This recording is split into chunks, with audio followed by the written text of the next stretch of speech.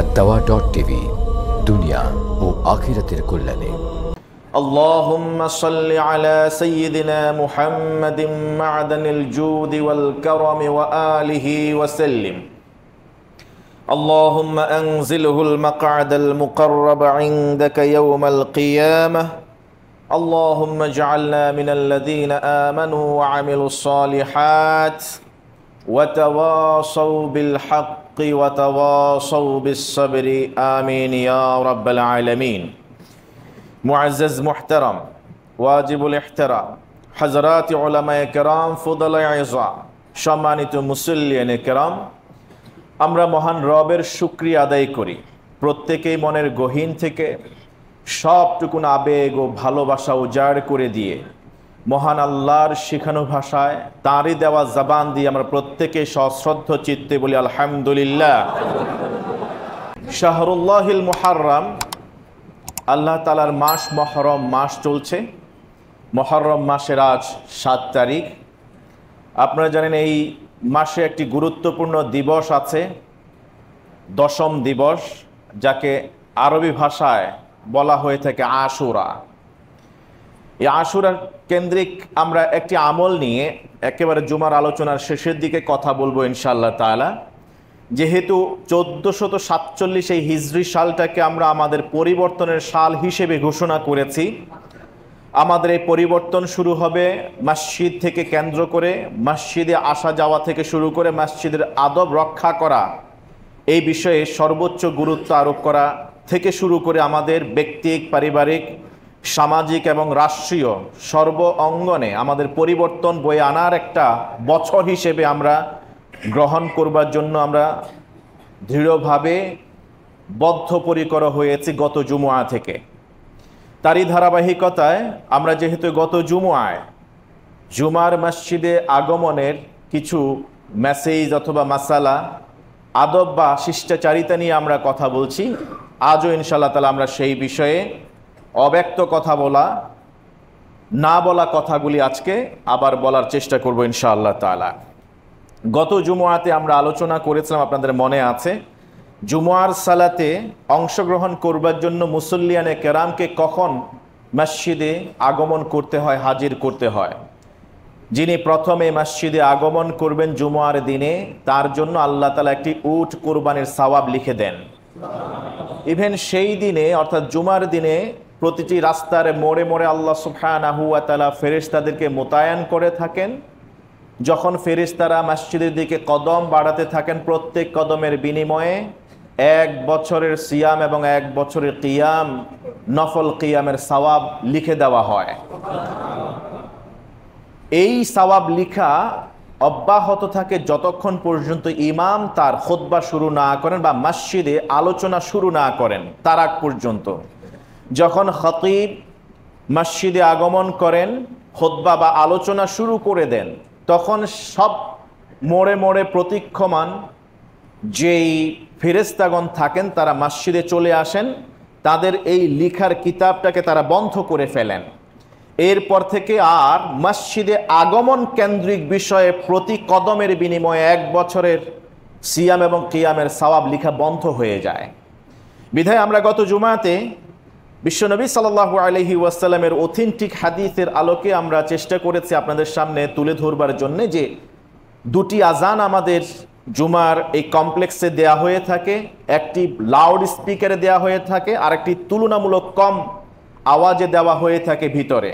কোনটি প্রথম আজান, কোনটি মৌলিক আজান, এই বিষয়ে আমরা কথাবার্তা বলেছি। যারা নতুন এসছেন, গত জুমার লেকচার আপনারা ইউটিউব থেকে শুনে নিতে পারেন।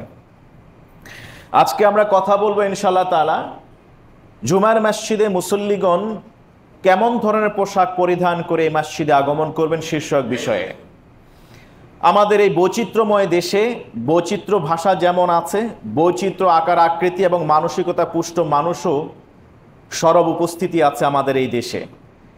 এই ভিন্নরূপী একটি দেশ, যেই দেশের মানুষগুলি তাদের ভিন্ন ভিন্ন রুচি এবং চিন্তা মননশীলতা আছে, তাদেরকে স্বাধীনতা দেওয়া হয়েছে শরঈ পোশাকগুলিকে প্রাধান্য দিয়ে তারা তাদের বস্ত্র পরিধান করবে এই বিষয়ে।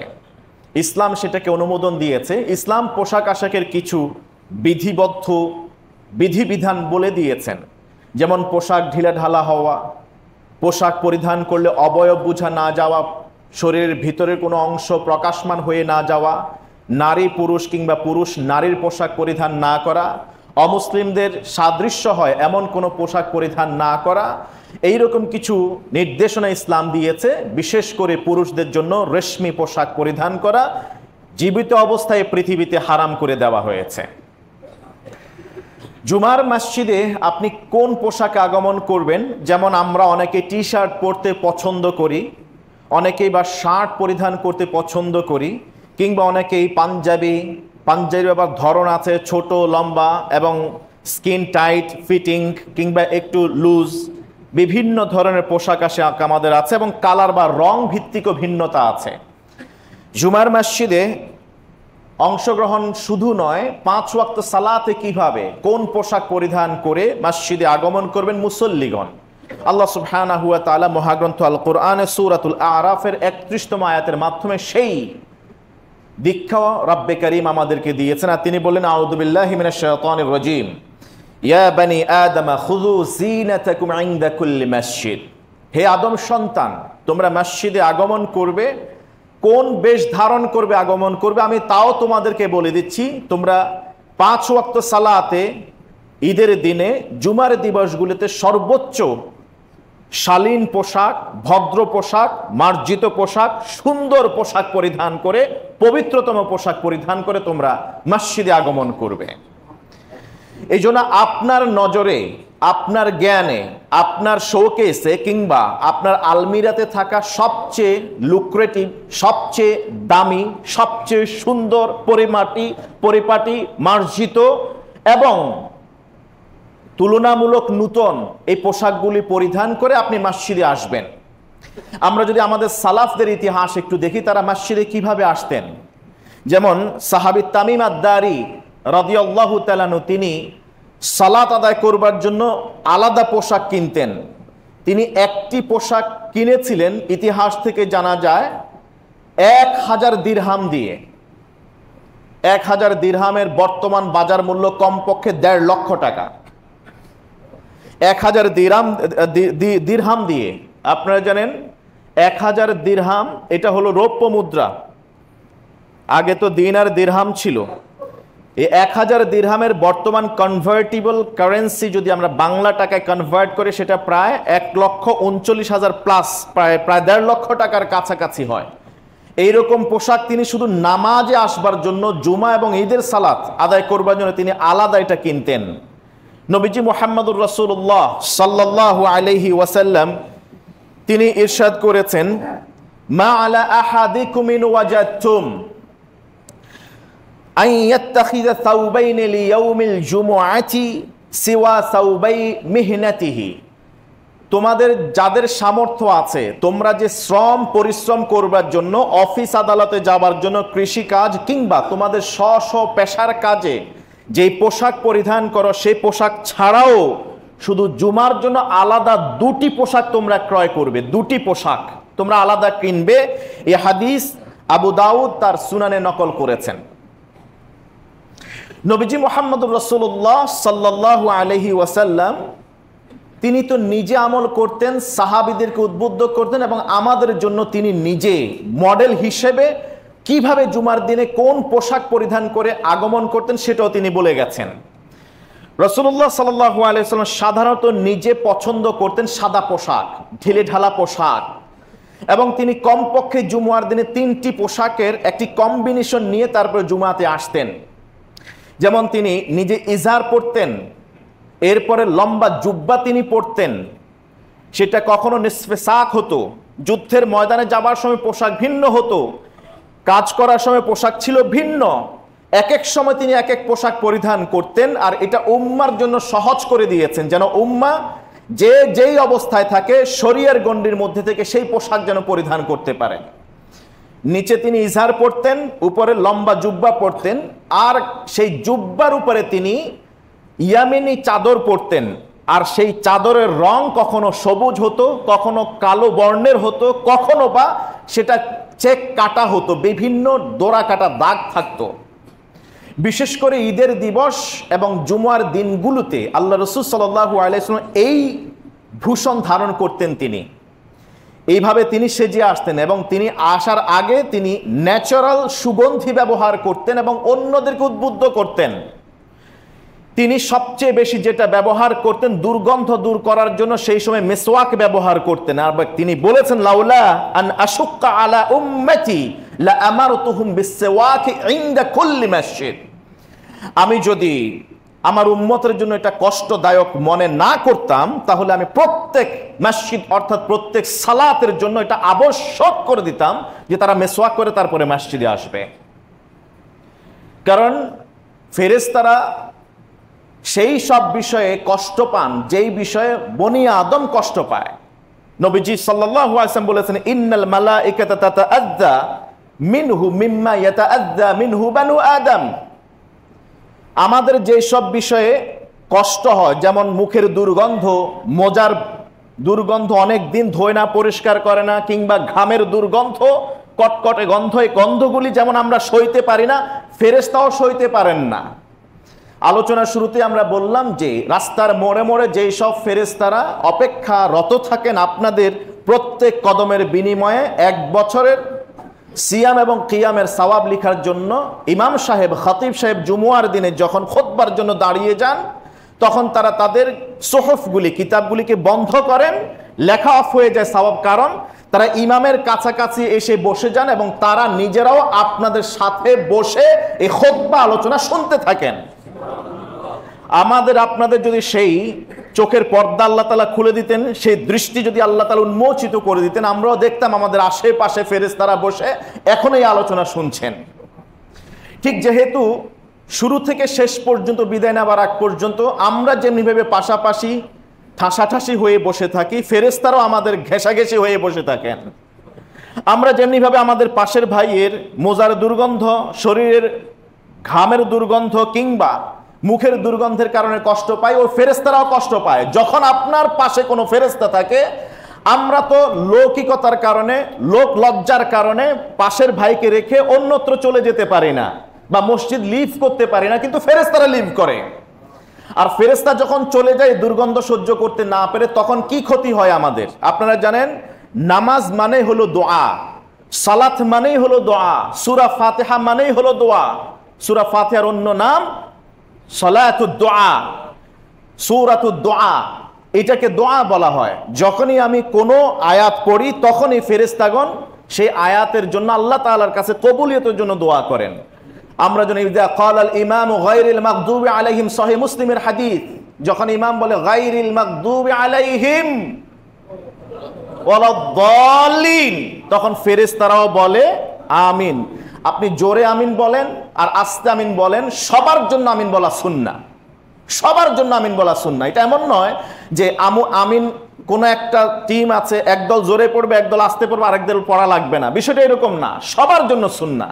এবার আপনি জোরে পড়েন কিংবা আস্তে পড়েন, দুইটাই হাদিস দ্বারা সাব্যস্ত আছে। আপনি যখন আমিন বলেন, ফেরেশতাও আমিন বলে, এই দুইটা আমিন যখন মিলে যায়, তখন আল্লাহ তাআলা ওই দোয়াটাকে কবুল করে নেন। শুধু আপনার আমিন বলাটা কবুল নাও হতে পারে, কিন্তু একেবারে আল্লাহ তাআলার ফেরেশতারা যাদের পাপ করার কোনো সিস্টেমই নেই, পাপ করার কোনো ক্ষমতাই নেই, ওনাদের আল্লাহর আদেশ লঙ্ঘন করার কোনো সুযোগে নাই, সেই সব নিষ্পাপ ফেরেশতারা যখন আপনার আমিনের সাথে আমিন বলে, নবীজি সাল্লাল্লাহু আলাইহি ওয়াসাল্লাম বললেন, তখন আল্লাহ তাআলা ওই বান্দার আমিন বলা, দোয়া বলাটাকে আল্লাহ কবুল করে নেন। তো আমার আপনার কারণে, কোনো ইমামে মুসল্লির কারণে যেন এমনটা না হয় ফেরেশতা এই মসজিদ ছেড়ে চলে যায়। আর ফেরেশতা, রহমতের ফেরেশতা চলে গেলে তো রহমত নিয়েই চলে গেল। আল্লাহ তাআলা আমাদের বুঝে আমল করার তৌফিক দান করুন। এখন অনেকেই ভাবতে পারেন যে না, আমি একেবারে আড়ম্বরপূর্ণ পোশাক পরিধান করবো, এটা ইসলামে অনুমোদন আছে কিনা এবং অহংকারের কারণ আছে কিনা। কারণ আল্লাহ রাসূল সাল্লাল্লাহু আলাইহি ওয়াসাল্লাম একজন সাহাবীকে দেখলেন যে তিনি একটু দামি পোশাক পরিধান করেছেন, তখন সাহাবীকে কাছে ডেকে বললেন, তোমার এই পোশাক যেন তোমাকে অহংকারী বানিয়ে না ফেলে, সেদিকে খেয়াল রাখো। আর একজন ধনী সাহাবী, তিনি সাধারণ নরমাল পুরাতন এইরকম কোনো অংশে একটু ছেঁড়া পোশাক পরিধান করে তিনি রাস্তা পারাপার করছিলেন। নবীজি সাল্লাল্লাহু আলাইহি ওয়াসাল্লাম তাকে কাছে ডেকে বললেন, ইন্নাল্লাহা ইউহিব্বু আন ইয়ারা আসারা নিআমিহি আলা আবদি। আল্লাহ তাআলা তিনি পছন্দ করেন এই ভূষণ দেখতে, তাকে আল্লাহ তাআলা যাকে যেই সামর্থ্য দিয়েছেন সেই সামর্থ্যের বহির প্রকাশ তার বাহ্যিক অবয়বে দেখতে চান। সাহাবীকে বললেন, তোমার সম্পদ আছে অনেক, তুমি তোমার সম্পদের মধ্যে সর্বোচ্চ অর্থ দিয়ে তুমি পোশাক পরিধান করো। সুবহানাল্লাহ। সাহাবেরা এসে আল্লাহ রাসূল সাল্লাল্লাহু আলাইহি ওয়াসাল্লামকে বললেন, হাদিস ইমাম মুসলিম তার সহিহ গ্রন্থে নকল করেছেন। আল্লাহ রাসূলকে বললেন, ইয়া রাসূলুল্লাহ, ইন্নার রাজুলা ইউহিব্বু আন ইয়াকুনা সাওবুহু হাসানান ওয়া না'লুহু হাসানা। ইয়া রাসূলুল্লাহ, আমাদের মাঝে কেউ কেউ এটা পছন্দ করে যে তার জামাটা সুন্দর হবে, দেখতে অনেক সুন্দর হবে, আর জুতা যেটা পরবে এটাও সুন্দর জুতা পরিধান করবে, হয়তোবা কোনো ব্র্যান্ডের জুতা পরবে, এইরকম অনেকে পছন্দ করবে। এটা কি কোনো অহংকারের বহির্প্রকাশ হবে কিনা? রাসূলুল্লাহ সাল্লাল্লাহু আলাইহি ওয়াসাল্লাম বললেন, ইন্নাল্লাহা জামিল ইউহিব্বুল জামাল। আল্লাহ তাআলা তিনি সুন্দর, তিনি সৌন্দর্যকে পছন্দ করেন। এটা অহংকারের কারণ হবে না, কারণ অহংকার তো বলা হয় বাতারুল হাক্কি ওয়া গামতুন নাস। অহংকার মানে কি দুই কথায় আল্লাহ রাসূল বুঝায় দিলেন। অহংকার তখন হবে আল্লাহর দরবারে, অহংকার হিসেবে ট্রিট হবে বাতারুল হক, সত্যকে জানার পরেও গোপন করে রাখা, ওয়া গামতুন নাস, মানুষকে তুচ্ছ তাচ্ছিল্য করা, ইহানাত করা, মানুষকে সত্য বলতে না দেওয়া, মানুষকে হেয় প্রতিপন্ন করা। উনি আমার চেয়ে বেশি জানেন, জানার পরেও আমি খতিব, আমি এখানে থাকাকালীন উনি এইরকম কথা বলতে পারে, অসম্ভব, এটা বলা যাবে না, বলতে দিব না, তাকে এটা বলতে না দেওয়া, চুপ করিয়ে দেয়া, এটাই অহংকার।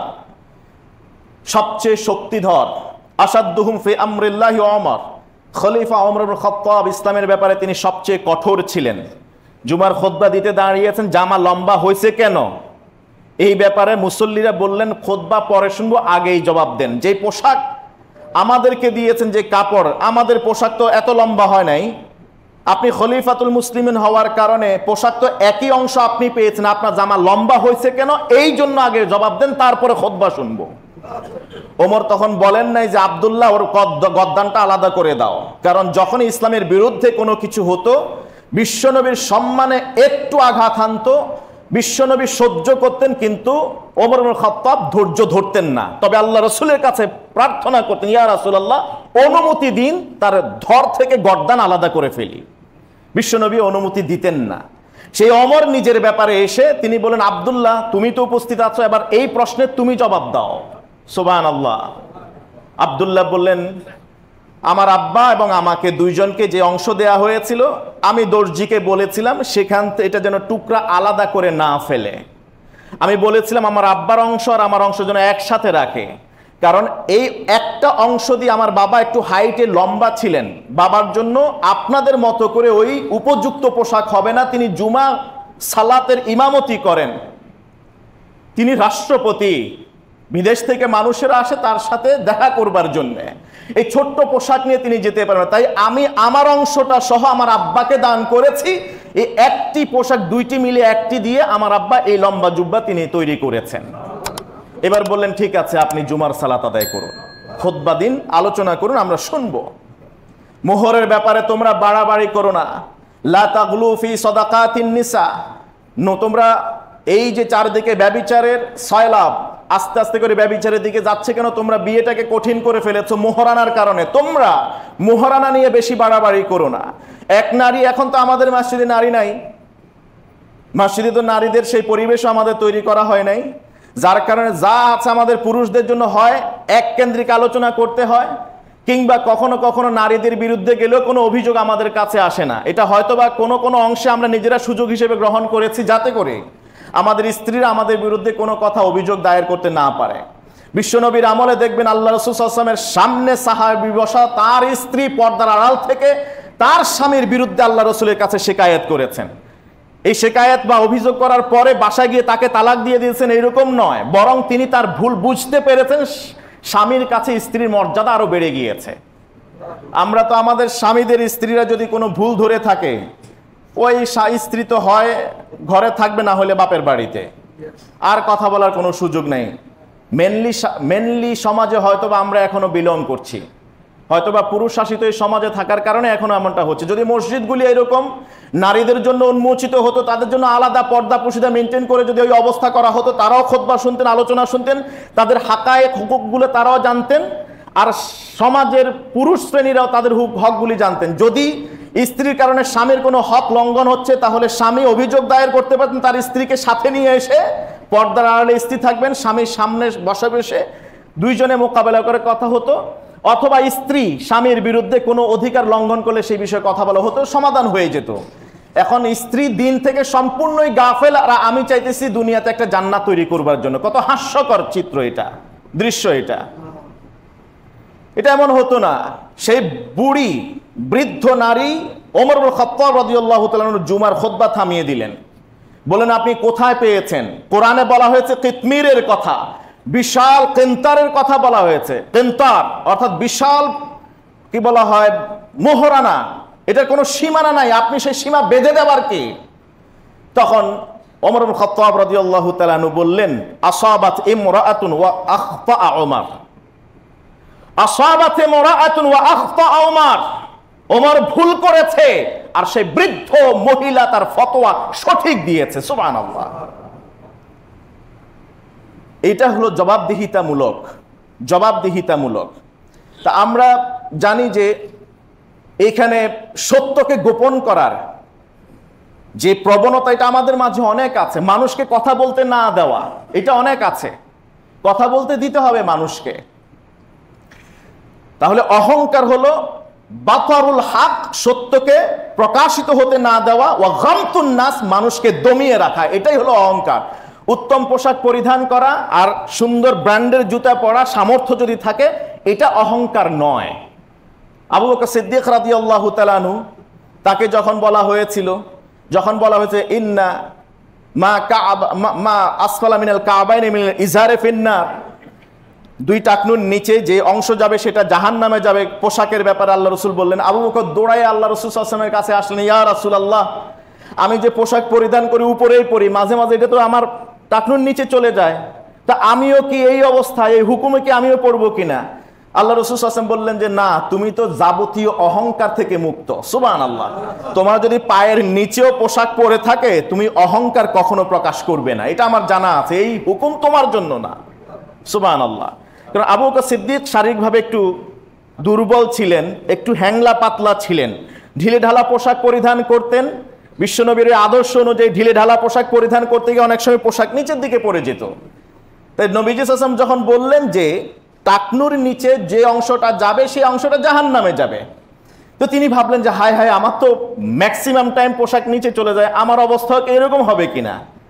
নবীজি বললেন না, ইন্নাকা বারিউম মিনাল কিবর, তুমি অহংকার থেকে সবসময়ের জন্য মুক্ত। সুবহানাল্লাহ। তা আমরা কি এটা করি? এই হাদিস যে কত হাজারবার আমরা শুনছি, কেউ কেউ লাখবার শুনছে, কিন্তু এখনো পর্যন্ত টাকনুর নিচে পোশাক আমাদের মনে হয় যায় না। আরেকটি বিষয় হলো মসজিদে শোরগোল করা, উঁচু আওয়াজে কথা বলা। অনেক সময় দেখা যায় গুরুত্বপূর্ণ আলোচনা কিংবা তাফসির পেশ করা হচ্ছে, অথবা মসজিদে একেবারে সিলি কোনো ইস্যুজ নিয়ে কথা চেঁচিয়ে কথা বলা হয়, একজন আরেকজনের উপরে আওয়াজ উঁচু করে কথা বলে থাকি আমরা। এটা শুধু আমি এই মসজিদের কথা বলছি না, এটা অনেক মসজিদে হয়ে থাকে। কিন্তু আপনি এই গলা উঁচিয়ে বা চেঁচিয়ে কথা বলা ওই পবিত্র মসজিদগুলিতে আপনি দেখবেন না। বাইতুল্লাহতে যারা গিয়েছেন, এই রিসেন্ট যারা এসছেন, একটা ঘটনা নজরে পড়ে কিনা, মসজিদে নামাজ পড়তে গিয়েছে, সুইচ, ফ্যানের সুইচ কি অন রাখবে নাকি অফ রাখবে, নাকি লাইট এটা অন রাখবে নাকি অফ রাখবে, এই বিষয়ে কোনো মুসল্লির মধ্যে কি ঝগড়া হয়েছে? এত লাখ লাখ মুসল্লি ছিলেন এই যে হজের মৌসুমে। হ্যাঁ, ঝগড়া হয়ে গেছে মিনার তাবুতে, ঝগড়া হয়েছে আরাফার ময়দানে, কিন্তু মুজদালিফাতে হয় না অনেক সময়। ওইখানে গিয়ে একই তাবুর ভিতরে এই ইমামের অনুসারী কিংবা এই মুআল্লিমের অনুসারীরা এখানে জামু বাইনা সালাতাইন হবে কি হবে না, অর্থাৎ দুই নামাজ একসাথে পড়বে কি পড়বে না, সেখানে কসর করবে নাকি 4 রাকাতই পড়বে, পরিপূর্ণ পড়বে, এই নিয়ে ঝগড়া হয়। আর আল্লাহর কি হুকুমে এই ঝগড়াটা শুধুমাত্র আমাদের বাংলাদেশেরই করে থাকে। মদিনাবাসীও করে না, মক্কাবাসীও করে না, তারা সেখানে কসরে করে থাকেন। যারা মিনাতে ঠিকই পূর্ণ নামাজ পড়েন, মুজদালেফায় তারা কিন্তু ঠিকই কসর করেন। আবার যারা আরাফার ময়দানে এসে সেখানে 2 ওয়াক্তকে অর্থাৎ জোহর এবং আসরকে একসাথে পড়েন না, তারা মুজদালেফায় ঠিকই মাগরিব এবং এশাকে একসাথে পড়েন। মানে বৈচিত্র্য আর কি, এগুলো নিয়ে ঝগড়া হয়। কিন্তু লাইট অন অফ করা নিয়ে, ফ্যান চলবে চলবে না, এসি অফ করবে অন করবে নিয়ে এই পর্যন্ত জীবনে কোথাও দেখছেন ঝগড়া বিবাদ হইতে? হয় না। হয় কইছে কেটা? কোন মসজিদে? হ্যাঁ, আল্লাহর ঘর কাবা ঘরে আছে এরকম? মদিনায় আছে এরকম? আছে আমাদের দেশে। বললাম তো, আমাদের দেশের এই প্রোডাক্টগুলি ওখানে যায়, হজের সময় ঝগড়া বিবাদ করে। আবার ধরেন মাঝে মাঝে কি কোনো কোনো মসজিদে চেয়ারে বসা নিয়েও হয় কি হয় না? ধরেন চেয়ার এটায় আমি গত সপ্তাহে বসছি, এই সপ্তাহে এটা এখানে নাই কেন? বা আমার চেয়ারে আমি ওই দাগ দিয়ে রাখি, এই চেয়ার আরেকজনে বসছে কেন? এ নিয়ে ঝগড়া হয় কি হয় না? আবার এই চেয়ার বসার জন্য তো বসানোর জন্য একটা রো আমরা বলে দিয়েছি, মাঝে মাঝে এই যে মাঝখানে বসছে, এটার দেখবেন যে পিছনের কয়েকজন আইসা অভিযোগ দেওয়া শুরু করবে, আর ওনার কাছে এটা ভালো লাগবে না। এরকম হয় কি হয় না? হয়তো। মূলত যখন আমরা জুমার বা জমায়েতে অংশগ্রহণ করি তখন একজন আরেকজনকে প্রাধান্য দেয়া। ওকে, আমি জায়নামাজ নিয়ে আসছি, আজকে আমি জায়নামাজে দাঁড়াবো না, আমি আমার ভাইকে আমার জায়নামাজে দাঁড়াতে দেব, আমি জায়নামাজের বাইরে দাঁড়াবো, এতে করে আমি ডাবল সওয়াব পাবো। আমার ভাইকে ইকরামুল মুসলিমিন, এহতেরাম করলাম, সম্মান দিলাম, আমি জায়নামাজে না দাঁড়িয়ে আমার পাশের মুসল্লি ভাইকে আমি জায়গা দিলাম, এতে করে ভালোবাসা বেড়ে যাবে, আল্লাহর দরবারে তার সম্মান বেড়ে যাবে। কারণ মান তাওয়াদা লিল্লাহি রাফাআহুল্লাহ, যে আল্লাহর সন্তুষ্টির দিকে খেয়াল করে বিনয়ী হয়, নিজে ছোট হয়, আল্লাহ তার সম্মান এমনি বাড়ায় দেন। যে মানুষটার আজকে আপনি নিজে উনি জায়নামাজ আনেন নাই, আপনার জায়নামাজটা তাকে অফার করলেন, পরের দিন তিনি আপনার জন্য জায়গা ছেড়ে দিবেন কিংবা আপনার জন্য আগেই জায়নামাজ পেতে রাখবেন, এটাই স্বাভাবিক। আর আপনি আজকে চেয়ারটা আপনি আরেকজনকে দেন না বা এক্সচেঞ্জ করে বসেন না। আপনারা তো জানেন হাসরের ময়দানে আমরা ঈমানদাররা যেই সব বালি স্পর্শ করি, যেই সব জায়গায় আমাদের ফুটপ্রিন্ট পড়ে, যেই সব কিছু আমরা ব্যবহার করি, ওইগুলোকে যদি আমরা পজিটিভলি ব্যবহার করি, সেগুলি হাসরের ময়দানে আমাদের পক্ষে আল্লাহর দরবারে সুপারিশ করবেন। ইভেন আমার ইন্তেকালের পর থেকে শুরু করে যখন আমাকে কবর দিতে যাওয়া হবে তখন থেকে আমার পক্ষে সাক্ষী দিবেন প্রত্যেকটা বালিকণা। এখন ধরুন একটা চেয়ারে আপনি এই সপ্তাহে বসছেন, পরের চেয়ার আরেকটাই চেয়ারে বসেন, আপনার চেয়ারটা যেটা ধরলাম এটা আপনি কিনেছেন আপনার টাকা দিয়ে, আরেকজন ভাইকে দেন, তাহলে আপনি আজকে যে চেয়ারে বসলেন আরেকটা চেয়ারে, সেই চেয়ারটাও আপনার পক্ষে সুপারিশ করবে, আপনার চেয়ারটা আরেকজনকে দিয়েছেন সেই চেয়ারটাও আপনার পক্ষে সুপারিশ করবে। এই প্রাসঙ্গিক আরেকটি বিষয় আমরা বলে রাখি, অনেকেই স্বাচ্ছন্দ্য বোধ করেন যে নিজে মসজিদে কোনো একটা অংশে নিজের জন্য জায়গা ফিক্স করে রাখা, জায়গা নির্দিষ্ট করে ফেলা। আমি এরকম অনেক দেখেছি, যতবারই ওই মসজিদে যাই ওই সেম মানুষটা যৌবন থেকে আমি দেখেছি তাকে একেবারে নুয়ে গেছে, ওই একই জায়গায় তিনি বসে থাকেন, একই জায়গায়। একদিক থেকে এটা সুখকর এই দৃশ্যটা যে এই লোকটা জীবনে মসজিদ ছাড়া অন্য কিছু চেনে নাই, তিনি মসজিদে সবসময় থাকেন, নামাজ আদায় করেন, মসজিদের সাথে তার আলাকা আছে। কিন্তু অন্য দিক থেকে যদি চিন্তা করি আমরা, এই জায়গাটা শুধু উনার জন্য ফিক্স করা না, মসজিদগুলি ওয়াকফুন লিল্লাহ, এগুলি আল্লাহর জন্য ওয়াকফ করা। অতএব আল্লাহর সম্পদ সম্পত্তিতে প্রপার্টিতে সবার ইন জেনারেল অধিকার আছে। আমি আপনি কখনো ওই ইন জেনারেল যেখানে সেখানে ইন্ডিভিজুয়ালাইজ বা কি বলা হয় এটাকে পার্সোনালিজম করতে পারি না, ওইটাকে আমার নিজের সম্পত্তি বলে আমি দাবি করতে পারি না বা ইউজ আপ করা শুরু করে দিতে পারি না। এই জন্য আমাদের যে বিষয়টি খেয়াল করা দরকার, আমি ওই যে পূর্বে বললাম ইবনে কাসির রাহিমাহুল্লাহ তিনি তাফসির ইবনে কাসিরে তিনি লিখেছেন যে যখন মানুষ মারা যায় তখন 40 দিন কিংবা 40 বছর পর্যন্ত তিনি যেই জায়গায় সেজদা দিয়েছেন ওই সেজদার বালিকণাগুলি পর্যন্ত তার পক্ষে সুপারিশ করেন, তার জন্য জিকির করেন, তার জন্য আল্লাহর কাছে ইস্তিগফার পেশ করতে থাকেন। এখন ধরুন একজন মানুষ যদি একটি জায়গা ফিক্স করে নেন, সারা জীবন ওই জায়গাটায় নামাজ পড়েন, তাহলে ওই জায়গাতে যে কয়টা বালিকণা আছে, যে কয়টা আপনার টাইলস আছে, ওইটাই শুধু আপনার জন্য সুপারিশ করলো। আর যদি আপনি সময় মতো কি বলা হয়, যখন যেখানে চান্স পান, মসজিদের ডান থেকে শুরু করে বাম পর্যন্ত, শুরু থেকে শেষ করে একেবারে শেষ পর্যন্ত যদি আপনি নামাজ পড়েন, আপনার একবার কদম পড়ে, একবার কপাল আর নাক সেখানে স্পর্শ করে, তাহলে পুরো মসজিদের সব বালিকণা, সব টাইলসগুলি আপনার পক্ষে আল্লাহর কাছে ইস্তিগফার করবে। কোনটা ভালো? কোনটা ভালো? এটা যেন, এই চেঞ্জটা যেন এরকম না হয় যে আমি এখন থেকে টার্গেট নিলাম, এই মসজিদের প্রত্যেক ইঞ্চি জায়গা মাপবো, আমার সেজদা দিতে যে কয় ইঞ্চি লাগে সেই কয় ইঞ্চি ধরে ধরে মাপবো, আজকে এখানে দাঁড়াবো, কালকে এখানে, পরশু এখানে, এভাবে এভাবে করে দাঁড়াবো। এখন 3 দিন পরে দেখা গেল ওখানে একজন দাঁড়ায় গেছে, আজকে তো আপনার ওখানে দাঁড়ানোর কথা, ভাই আপনি সরেন ওই দিক থেকে। অথবা পুরো কাতার পূর্ণ হয় নাই, আপনি হয়তোবা 2 কাতার প্রত্যেকটা জায়গায় স্পর্শ করেছেন নামাজের ক্ষেত্রে। এখন ফজরের সময় যেটা হয়ে থাকে অনেক মসজিদে, আলহামদুলিল্লাহ জুমার মসজিদে জায়গা হয় না, মাঠে পর্যন্ত পড়া লাগে মুসল্লিদের, আর ফজরের সময়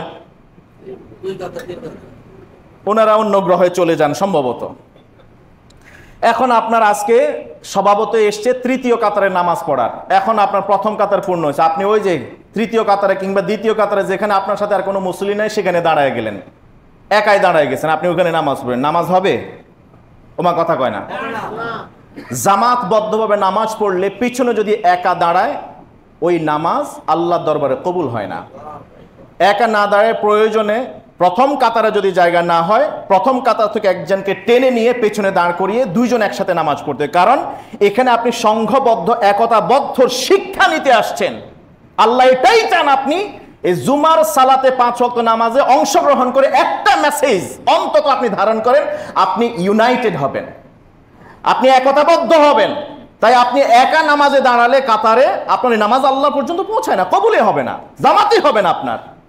আমাদের অনেককে দেখা যায় ফ্যানের নিচে দাঁড়ানোর জন্য উনি ওইখানে আইসা আগে ভাগে দাঁড়াইবে, মাগারে ফাঁকে আশেপাশে সব জায়গা ফাঁকা, উনি ফ্যানের নিচে দাঁড়াবেন, ওইদিকে এসি চলতেছে, ঠান্ডা আছে, ওইখানে আমি দাঁড়াবো, এদিকে আসবো না। মূলত কি নিয়ম এটা?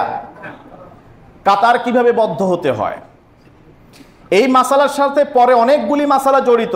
এই মাসালাটি যখন আমরা ভুল করি, উপেক্ষা করি, অবজ্ঞা দেখাই, তখন এরপরে অনেকগুলি সুন্নাহ লঙ্ঘিত হয়। যেমন ঘাড় টপকে টপকে সামনে আসা, এই জন্য অনেক সময় সামনে যারা, পিছনে যারা বসেন তারাও দায়ী থাকেন, আবার যিনি পরে আসেন তিনিও কখনো কখনো অনেকাংশে দায়ী থাকেন। কথার কথা, একজন এসে উনি ফ্যান পাইলেন ওইখানে 3য় কাতারে, তিনি ওইখানে বসে গেলেন, সামনে পুরোটাই ফাঁকা। এখন পিছন থেকে যিনি আসলেন তিনি দেখলেন আরে কাতার সোজা করা, পূর্ণ করা, এটা সালাত প্রতিষ্ঠা এবং পূর্ণতার অংশ।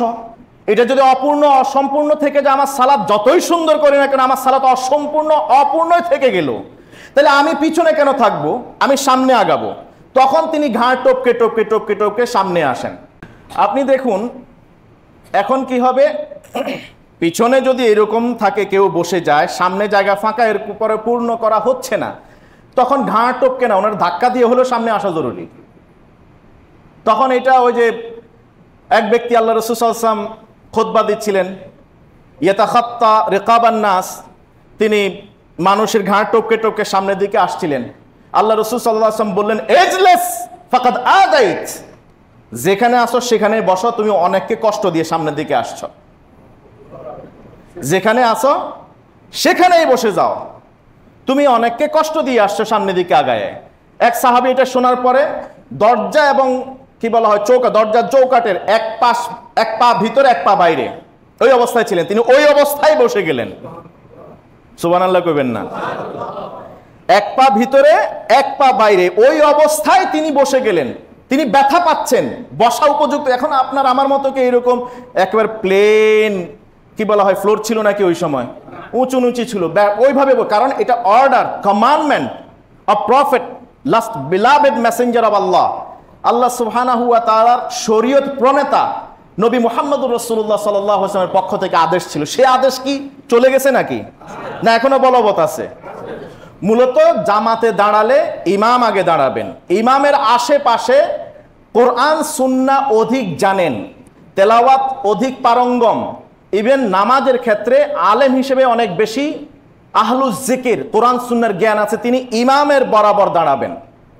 এখানে নট নেসেসারি লাইক দ্যাট এখানে মুয়াজ্জিনে দাঁড়াইতে হবে। হ্যাঁ, মুয়াজ্জিন যদি আহলুজ জিকির হয়ে থাকেন, কোরআন সুন্নাহর জ্ঞান হাফেজ যদি হয়ে থাকে, তাহলে তিনি দাঁড়াইতে পারেন। অন্য এর চেয়ে ভালো কোনো আলেম যদি এখানে না থাকেন, তাহলে এই ইমাম বরাবর পিছনে এসে একজন দাঁড়াবেন, যিনি ইমামের নায়েব হতে পারেন, ইমামের প্রতিনিধিত্ব করতে পারেন। নামাজ কখনো ওযু চলে যেতে পারে, নামাজ লঙ্ঘন হয়ে যেতে পারে, ইমাম সাহেব নামাজরত অবস্থায় মারাও যেতে পারেন, তখন কি লাশ নিয়ে টানাটানি? না, তিনি পড়ে থাকবেন। ইমাম সাহেব পিছনে যিনি আসেন, তিনি এসে নামাজের নেতৃত্ব দিবেন, নামাজ সালাম শেষ হবে, এরপরে গিয়ে তাকে যা করা তাই করা হবে। এখন এখানে এসে যদি একজন জেনারেল মানুষ এসে দাঁড়ান ইমাম বা খতিবের পিছনে, ধরেন নামাজে কোনো একটা মাসালা ভুল হয়ে গেছে, তিনি তো এখন নামাজ ওই অবস্থায় রেখে চলে যাবেন, তো ওনাকে যতবার টানবো উনি কি আসবেন কিনা নামাজ পড়াইতে? আসবেন তো, ভয় পাইবে, আরো আমি টানবো সামনের দিকে, উনি যাবে পিছনের দিকে, এমনই তো হবে। এই জন্য এই কয়টা জায়গা এখানে একজনে পড়ে, যেমন মুতার যুদ্ধে সেনাপতি নিয়োগ করা হয়েছিল কয়জন? অফিসিয়ালি 3 জন, কিন্তু আল্লাহ রসুলের হেকমার কারণে 4র্থ জনের নাম তিনি গোপন রেখেছিলেন, খালিদ ইবনে ওয়ালিদের কথা, সুবহানাল্লাহ। তো এইরকম অন্তত 3 জন, 3টা জায়গা। আলহামদুলিল্লাহ আমার এখানে মুয়াজ্জিন যিনি, তিনিও হাফেজ, 2 ইমাম এখানে সব সময় থাকেন, তো তারা তো আলেম হাফেজ, তো তারা এখানে দাঁড়ান। আর আলহামদুলিল্লাহ আমাদের সভাপতি সাহেব আবার যুক্ত হলেন, তিনিও আলেম, বিজ্ঞ আলেম, অনেক আলেমের ওস্তাদ আলহামদুলিল্লাহ। তো এই কয়টা জায়গা বাদ দিয়ে দাঁড়াবেন কিভাবে? ইমাম বরাবর একজন দাঁড়াবেন, পরের জন ডানে দাঁড়াবে, এর পরের জন বাঁয়ে দাঁড়াবে, এর পরের জন ডানে দাঁড়াবে, তারপরে বাঁয়ে দাঁড়াবে, এইভাবে ব্যালেন্স করে দাঁড়াবে, ব্যালেন্স করে দাঁড়াবে। এটা হলো যুদ্ধের ময়দানে সেনাকে প্রস্তুত করবার যেই শৃঙ্খলাবোধ, সেই শিক্ষাটাই নামাজের কাতার থেকে নেওয়া। তা আপনি এখানে কয়েকজন দাঁড়াইছে, আরেকজন ওই, আর কয়জন ওখানে, আর কয়জন ওই যে লাস্ট কাতারে কিছু আছে বারান্দায়, উনি আগে ভাগে সেফ এক্সিট নিয়ে নেবেন, এই জন্য আগে ভাগে বারান্দা দাঁড়াইছেন, ঢুকছেন অনেকেরই আগে, কিন্তু দাঁড়াইছেন পিছনে। হয় কি হয় না এরকম? আল্লাহ তাআলা আমাদেরকে বুঝার তৌফিক দান করুন। শোরগোল নিয়ে আমি আজকের আলোচনা করলাম না, এটা খুব জরুরি। আমাদের এখানে এই সমস্যাটা এখন আছে কিনা আমি জানি না, ফজরের পরে অনেক সময় শোরগোল হয়, কারণ আমি পূর্বে বলেছি এখানে ফজরের পরে একদল নামাজ পড়েন, একদল জিকির করেন, একদল আবার কি বলা হয় মুনাজাত করেন, একদল কোরআন তেলাওয়াত করেন। ওই সময় কোরআন তেলাওয়াত করলে আওয়াজ বুলন্দ হয়, জিকির করলে আওয়াজ বড় হয়, যারা নামাজ পড়েন আর মুনাজাত করেন তাদের বিঘ্ন হয়, আবার লাইট অফ অন করা নিয়েও কিছু ঝামেলা হয়। আশুরা যেহেতু আসছে, আপনারা যদি কেউ 1 বছরের গুনাহগুলি ক্ষমা করিতে চান, আল্লাহ তাআলা 1 বছরের আপনার পিছনের গুনাহগুলি ক্ষমা করে দেন, এটা যদি আপনারা কেউ চান, পছন্দ করেন একেবারে ফ্রম ইউর পিওর হার্ট, তাহলে আপনি আজকে রাতে খাবেন, আগামীকাল সিয়াম সাধনা করবেন, আগামীকাল আবার খাবেন, পরশু রবিবারে রোজা রাখবেন, 2টা রোজা, অথবা শনিবারে খাবেন, রবিবারে রাখবেন, রবিবারে খাবেন, সোমবারে রাখবেন।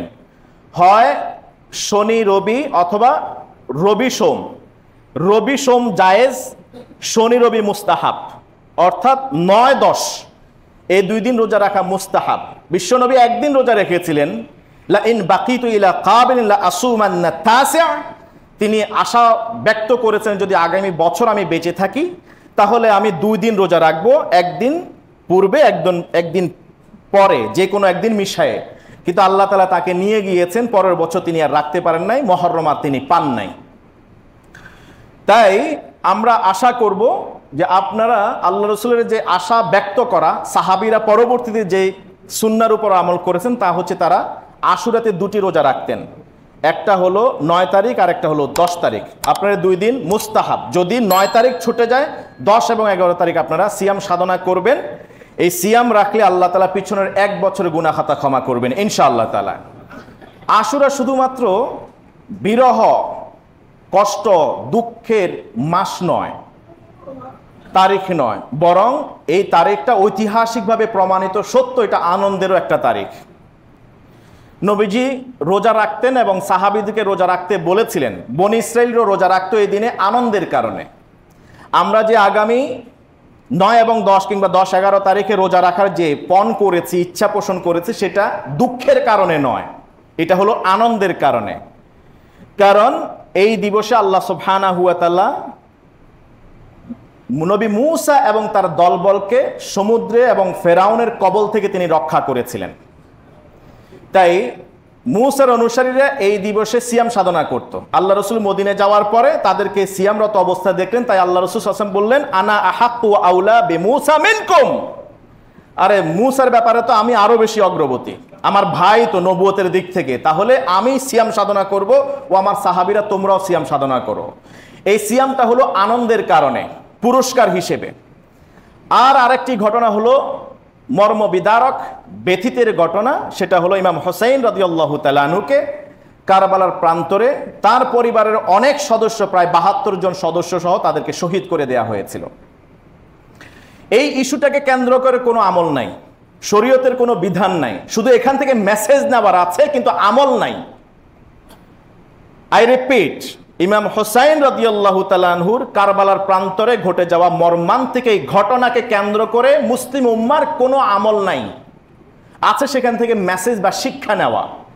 মেসেজ এবং শিক্ষা হলো সত্যের জন্য অবিচল অটল থাকা, প্রয়োজনে হককে প্রতিষ্ঠিত করবার জন্য, আল্লাহর দ্বীনের রাজ কায়েম করবার জন্য জীবন বাজি রাখার দরকার হলো ইমাম হোসাইনের মতো সপরিবারে শহীদ হওয়ার সেই তামান্না পোষণ করা, এটা হলো মেসেজ।